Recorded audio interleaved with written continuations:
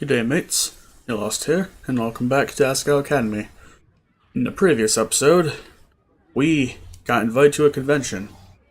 We are at the aforementioned convention. It is the first day of the convention. And Jirard just got done giving us a rundown on pretty much every video game and ever. Yes, every video game ever. Not sure about anime. Anyway, Jirard was passionate about everything he did, but for the first time I realized that wasn't always a good thing.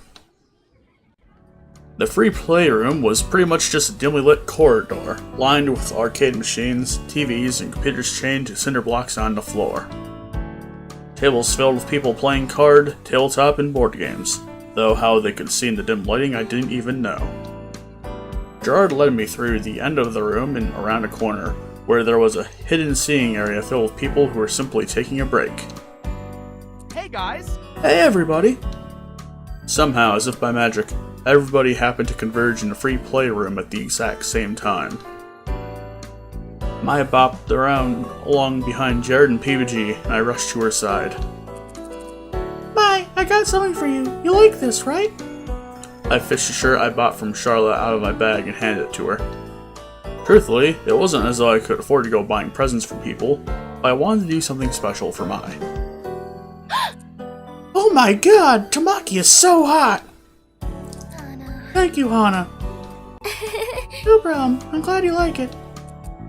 How's your expedition? Oh, Hana. I'm in heaven. You have to win the tournament for the good of everyone. Everyone.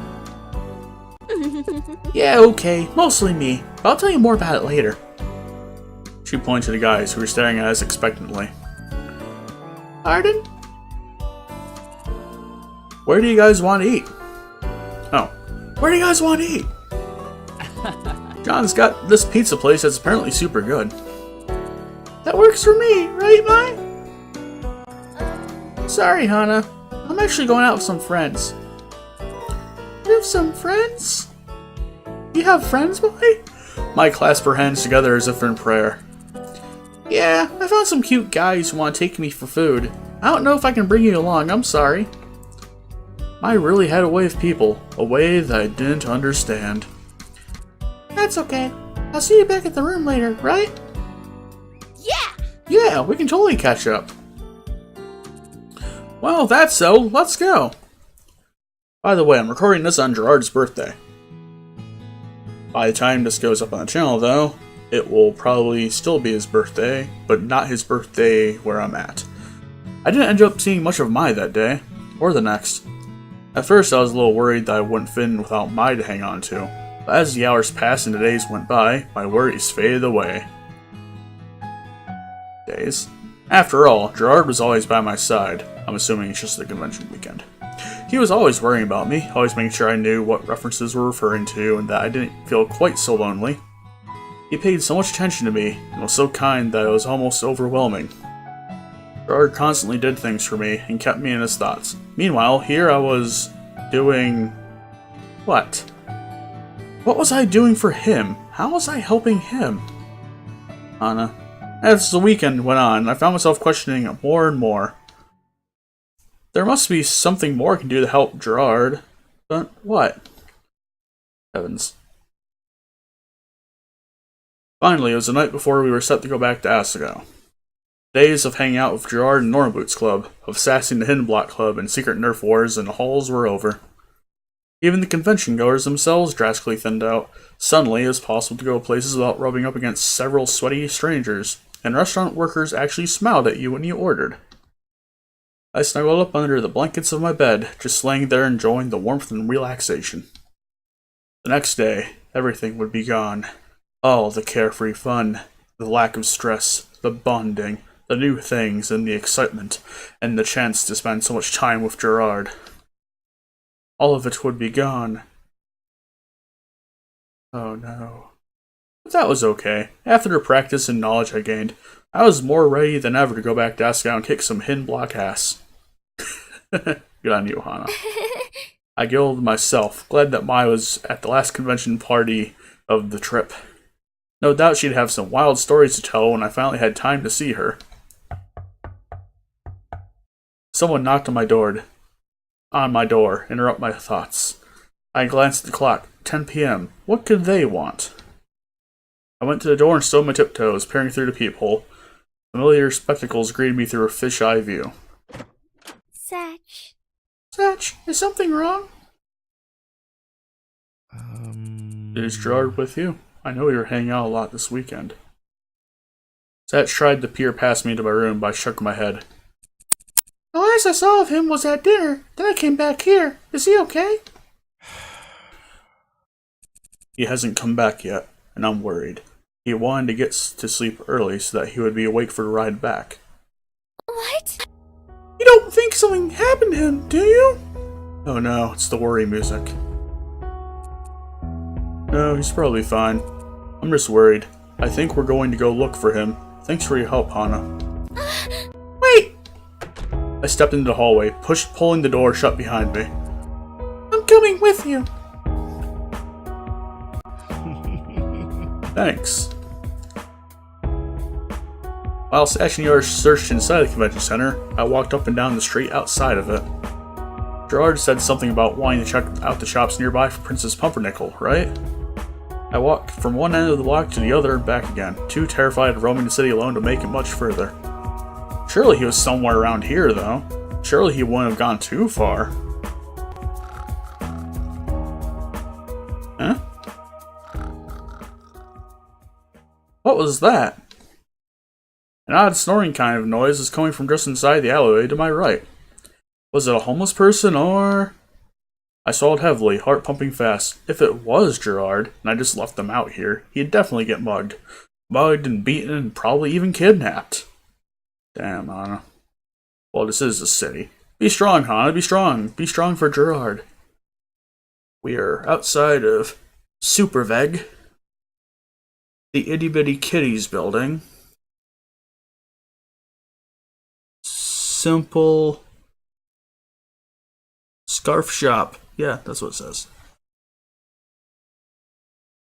Can hardly read the sign that's going down vertically that's next to the simple scarf shop. And the,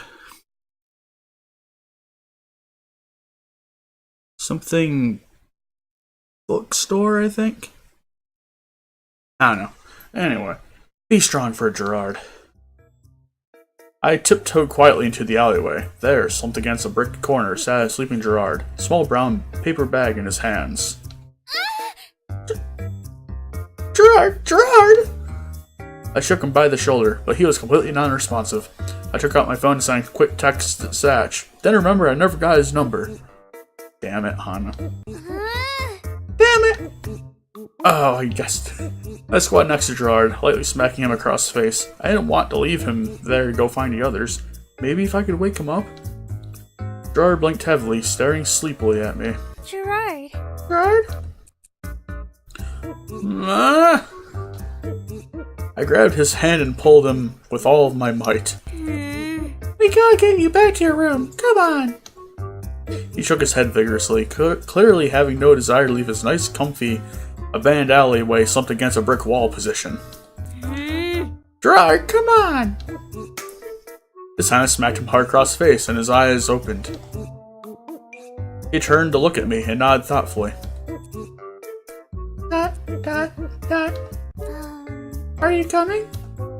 I gave his arm a tug, and he got to his feet, nodding again. Okay. Come on, let me get you to your room.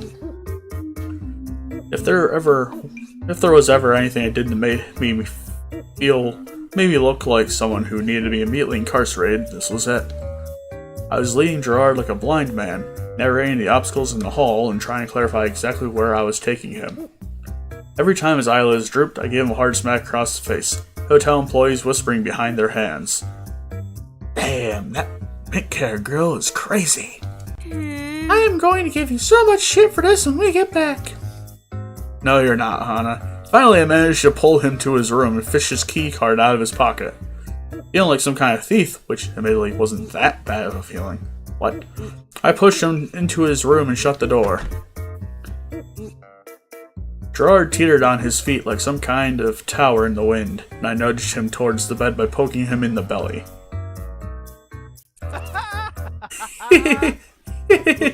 Stop it, stop it! You deserve worse than this for what you put me through tonight! I pulled the sheets back and shoved them into his bed. He curled up with a happy sigh.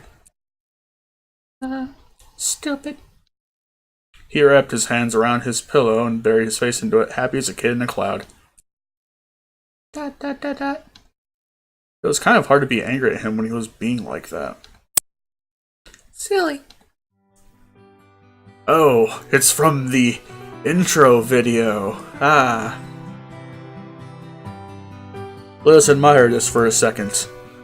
Anna gently tucking Jirard into bed with a Princess Pumpernickel alarm clock next to his bed reading, wait, is it really 2:52 in the morning? Holy shit. Anyway, I grabbed the edge of Jirard's blanket, carefully pulling it over his sleeping form. Thank you. Don't worry about it, Jirard. No, really.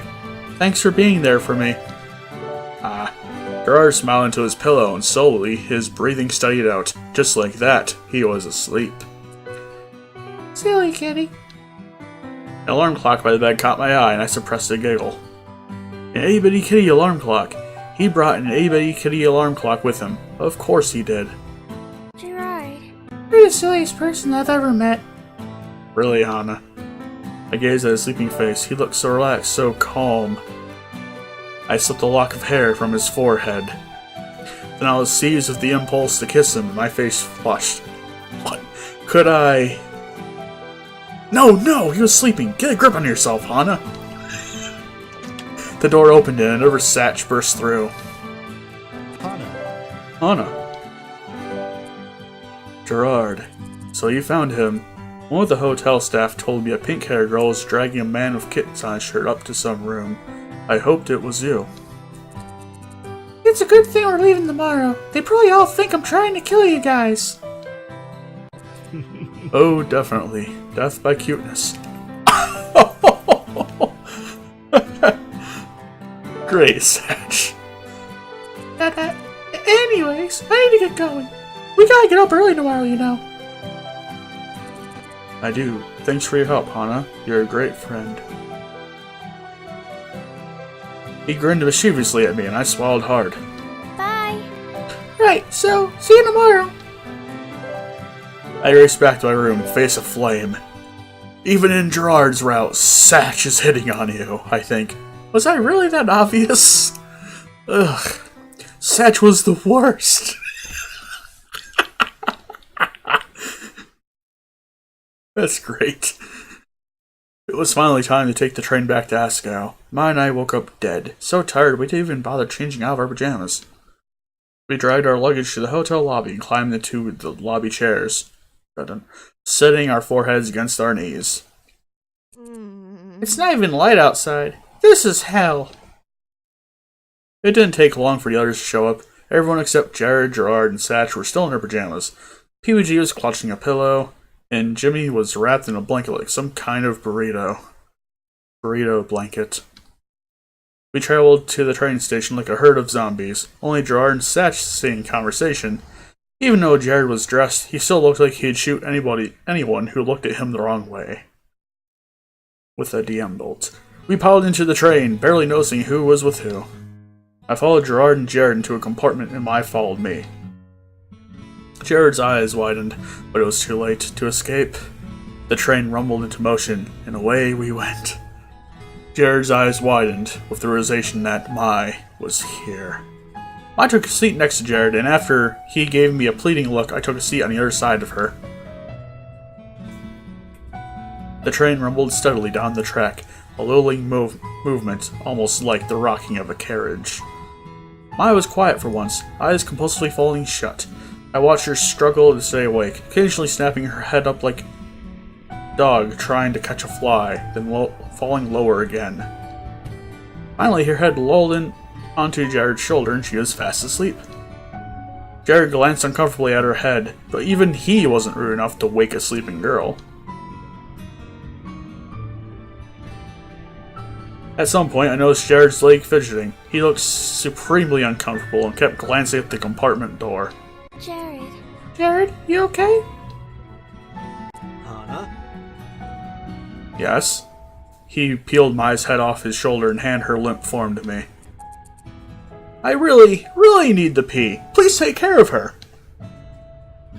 Relieved of his burden, he dashed out the door. I tried to settle Mai onto my shoulder, but no sooner had I leaned her against me than she fell directly into my lap. Why are you? Completely fine. A snort came from across the compartment. Jirard was clutching his mouth, trying hard to suppress his laughter. I shot him a glare. Hey, no worries. He shifted from his seat, now taking the open space next to me. You look just as tired as her. You can use my shoulder as a pillow if you want. Jirard smiled kindly at me, and again I found myself wondering why I did deserve this from him. Well, you did help him get into his bed from outside in an alleyway.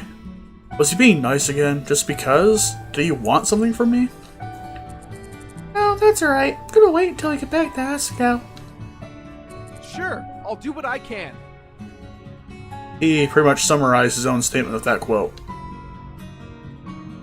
Jirard entered the compartment again, and after a brief glance at the three of us, took Jirard's old seat across the way. Ice cold. Damn. I watched the trees speed past the train, and my eyes getting heavier and heavier. I could stay awake, definitely.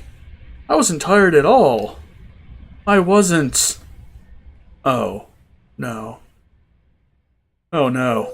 We fell asleep. A jolt shot me into alertness. I was leaning against something warm and soft. I pushed myself up, wiping drool off my face. Have a nice nap? Jirard. You look like you slept well. I flushed and Mai giggled beside me. You were so cute, the way you were snoring. No. I didn't mind it. Mai gave me a look and I knew exactly what she meant by it. I would never live this down. So, just like that, a convention getaway was over. Things are going back to normal. I gather up my things and head back to the Asagao campus, avoiding Jirard's eyes the entire time. Why would you do that? And oh, we're in chapter 3. Cool. I'll continue on since it hasn't been too long yet. Of course, the crystal shards themselves need to protect people from the miasma. That was the mirror that caravans gathered every year in order to keep their towns safe from harm. As Miss Shizuka lectured in front of the class, I doodled absent-mindedly in my notebook. I missed the convention. Of course you do. We all do. It was so much fun hanging out with everyone in Jirard, learning about video games with Jirard, wandering to convention in the city with Jirard. I sighed dreamily. What if every day was like that, and I got to spend all my free time with him? He would teach me all there was to know about video games, talking me through all the stories I hadn't played and showing me the completion bonuses I'd never gotten. We would laugh together and share food together, then finally one day, on our 50th wedding anniversary, when Jirard was an old shriveled prune of a man and I was a spitfire of an old woman. Wait, what? I would hand him his very own Princess Pumpernickel figurine, and he would cry in joy as he looked at the figure and completed the quest that brought us together. You. Miss Mizuno! Miss Mizuno! Yes, what's wrong? Did they or did they not breed cows in the fields of Thum? Thum? Foom? What? The fields of fun? What? Exactly. Disappointing. Pay more attention, please, or I'll be forced to have you stay after class. Yes, ma'am. Sheesh, Hana, where was your mind at?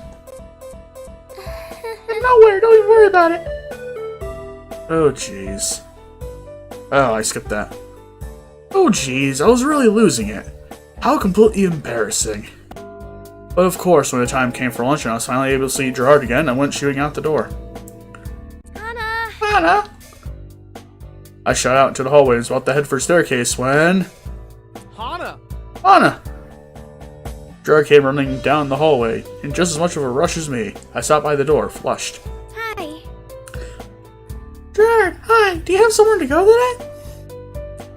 No, I was just, I was really hungry today.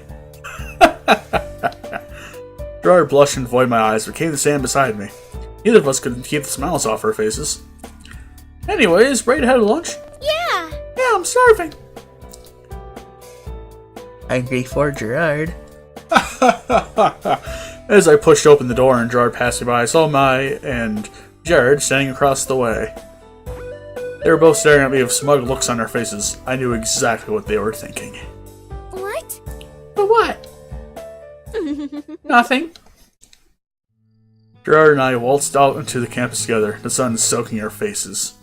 My mood was lifted as high as a clear blue sky, and I beamed. I felt really good today. It's so weird to be back at school after the con. Isn't it? I miss it all. Yes! Me too! Me too! It was great to be able to see my friends all the time. Yeah. Yeah, that's what I was thinking. So tough to be separated from everybody now. Yeah, it's lame. I wish every day could be like a con, even after you graduate from Asagao. But that would be pretty hard, wouldn't it? I'd have to buy more than a mansion.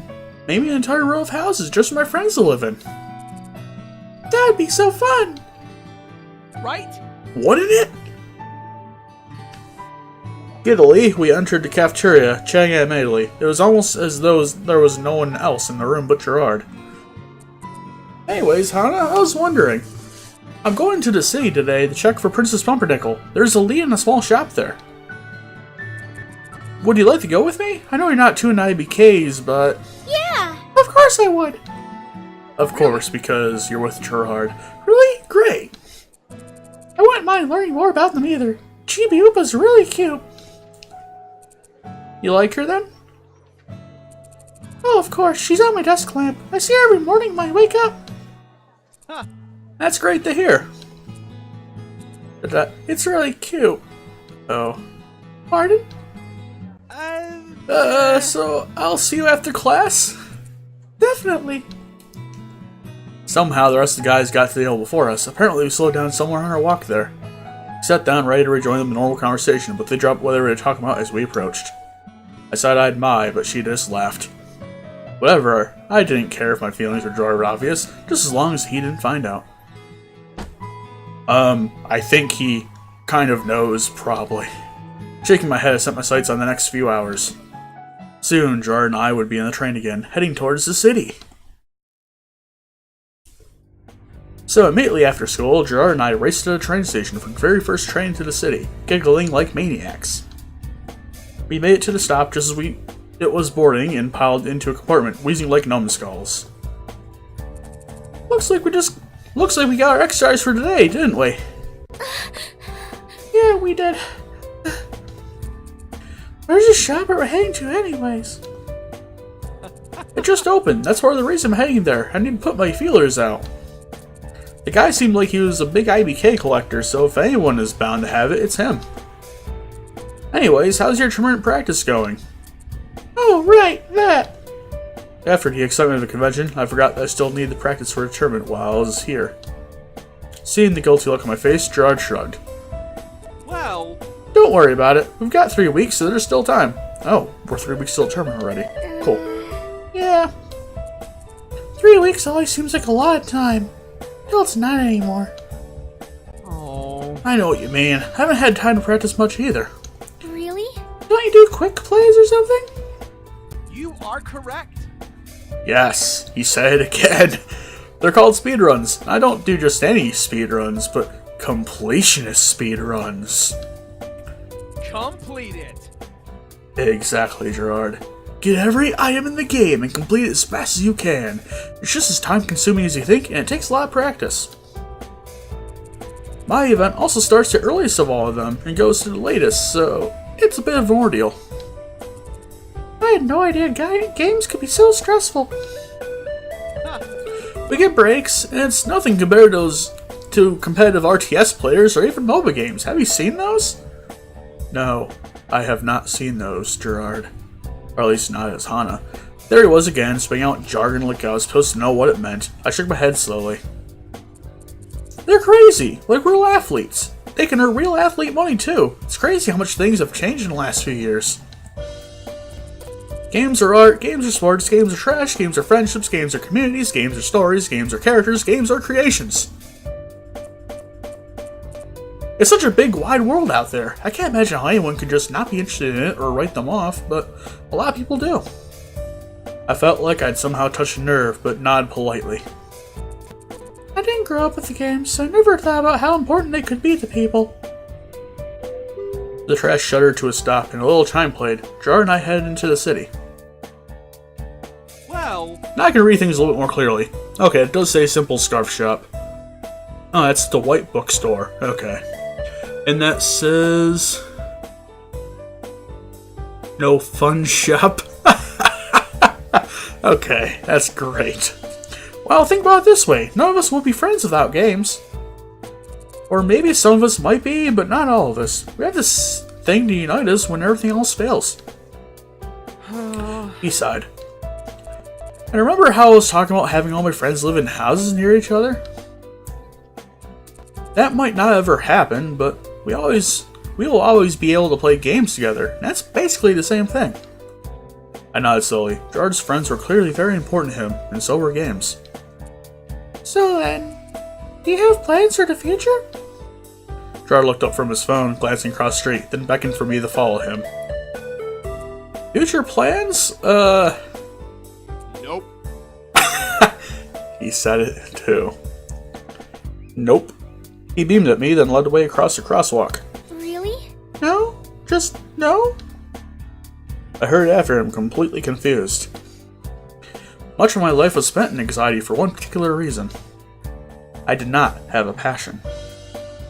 I would watch my mother and my father work together at their jobs, complementary work, both dedicating all their time and energy to their own creative pursuits, wonder whether something was wrong with me. My dad would pat my head and tell me to live my life happily, because I did not need to know now, but that didn't help. Without passion, life was incomplete. That was the picture I got. I didn't have the desire to keep working on something just because I enjoyed it. Eventually I would get tired, and if I didn't have to spend more time on that thing, I wouldn't. The only times I did were when other people were involved. I got good grades, so I'd be praised, and so I was good at something. Nothing else. If not bold or creative or athletic, I was smart. You know, Anna, let me go back to that one sentence you said there a minute ago. Didn't have the desire to keep working on something just because I enjoyed it. Eventually I would get tired. If I didn't have to spend more time on that thing, I wouldn't. You know, that's an interesting quote, because, you know, sometimes I get asked if I get bored doing D&D or something, like when I'm DMing or something like that, and that is the concern that they raise. Like, don't I get bored of it? Well, not really, because I enjoy it. It's a passion of mine. Anyway, let's get back to where we were. Here. But that was all I ever felt I had going for me, being smart. Yeah, no, I haven't figured that out yet. But you're so talented. You can pick anything you want to do. All I really want to do is entertain, or maybe play video games. It'd be great to find a way to do both, but I don't know if there is yet. Maybe I'll find something, though, or I can create my own thing. He laughed heartily. I'm sure it'll work itself out. Jirard. Rather than inspire me for the first time, Jared's positive attitude grated my nerves. Oh no. Things aren't always as easy as that, though. You need to survive. You can't just not pick a field because you haven't figured it out. You can't just create your own job. Really, huh? What? I mean, yeah, but also, no. Why not? There are bills to pay. Jirard looked at me quizzically, and I stopped myself. Right. He probably wouldn't understand what it was like to worry about where your next paycheck came from. These people, all of them came from multi families. They didn't have the same problems I did. Never mind. All right. Well, here we are. Jirard pointed to a small shop with an open sign in the window. It didn't even have a title over its entryway yet. Paper hung on the door of Jaeger's Finds in black Sharpie. After you. Jirard and I stepped into the shop. It was small, cramped, and somewhat dingy. Rows of wires racks stood across the room every few feet. If they were placed any closer together, there wouldn't be room to walk. I peered at the different things lining the shelves. Game discs, portfolios of cards, small figures with numbers crossed at bases, dice, plushies, bouncy balls. As Jirard made a beeline for the man at the counter. Hello. You wouldn't happen to have a Princess Pumpernickel figure lying around, would you? The man behind the counter scoffed, as if the answer should have been obvious. Well, of course not. If it ever comes in, could you let me know? Jirard exchanged information with the man who tisked at him. I could tell from the way he was shaking his head, dreadlocks trembling, that he thought Jirard's search was hopeless. We returned to the street outside, Jirard no worse for wear than before. As we headed back to the train station, I finally asked what had been on my mind for some time. Jirard, why exactly do you collect things? Oh. Sis. I like what I like. Why? Well, because I like them, of course. Well, he basically summarized it, but alright anyway. Okay, that's fine, but why do you need to complete your collections? Seems like a lot more work than it's worth, and it probably costs a lot too. You're smiling, Hana. Well... He stroked his beard carefully, soft across the crossway. I mean, why do people do anything? That's a hard question to answer. In the end, it's because I want to. And completing things gives me a sense of accomplishment and closure. I get a sense of satisfaction when I look over everything I've done. I know it sounds silly, but in another way, I look at the collections, and I remembered how I have changed. See what I mean? It's like, oh, that used to matter a lot to me. He shook his head. I don't know, have you ever collected something? Yeah, but never on purpose. Wait. Ow. Really? Really? Never? Someone just gave you all the things you've collected and you never bought something for yourself? Nope, net. I stopped mid-sentence. There was a shop window to my right, a craft shop with lovely patterned papers and yarns. Hana. Hana, you okay? What? What? I blinked. I'd stopped in the middle of the road. Man walking past scoffed at me, annoyed that I was in his way. I stuck my tongue out at his back. Paper here is really pretty, that's all. You like origami? Yeah. Oh yeah, my parents are really creative and they taught me how to fold things. I got really good at it after around the time my mother passed away. I haven't done it much since then, though. Hey. You should do it more often. It seems like you like it. No, that's okay. Come on, we're gonna miss the train. As we sat in our compartment on the way back to Asagao, I couldn't help but review the conversation in my mind. I understood that it was just the way Jirard was, but it didn't seem like a good enough reason for all the effort he was going through. It was a figure, after all. Wouldn't give him lasting happiness or anything. That's what you think, Hana. Jirard was staring out the window, a troubled look on his face. You know, thinking about it more, at this point, I might do it more because it's who I am than anything else. Do what? Collect things. It's fun, and it's a part of me by now. It gives me a quest to go after and something to define myself by, right? Exactly. I'm dedicated, disciplined, and persistent, and if I work hard enough, I'm rewarded for it.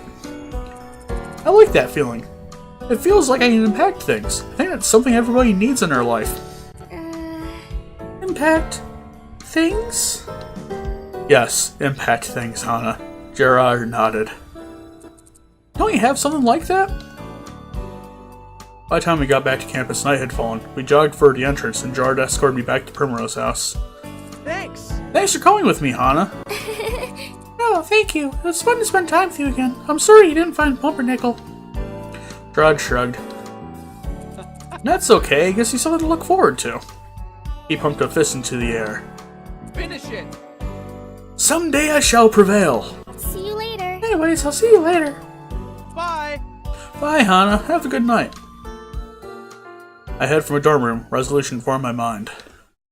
If Jirard was going to find Princess Pumpernickel, he'd need more than just his eyes looking out for them. Tomorrow, I would find Princess Pumpernickel. And that's how I found myself riding the train after school the next day, not even taking the time to change. Okay. It looks like we're starting a new plot thread here or something, so I'm going to leave off here for now. And if you liked this video, be sure to like, comment, subscribe, and I'll see y'all later. Bye-bye, mates.